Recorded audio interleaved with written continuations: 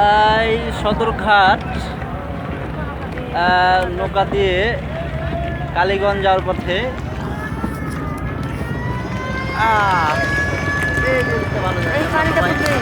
family নিয়ে আমরা যাচ্ছি কেরানীগঞ্জ যাচ্ছি আর কি নৌকাতে করে সদরঘাট থেকে নৌকা দিয়ে এই যে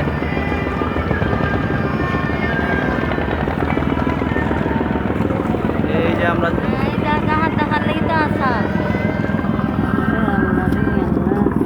এই যে পানিটা অনেক মানে পচা পানি আর কি বাস উঠে ওইদিকে এদিকে তো বাস চলে না বাসে উঠতে পারবে চিন্তা চিন্তা করে বাসে উঠতে হবে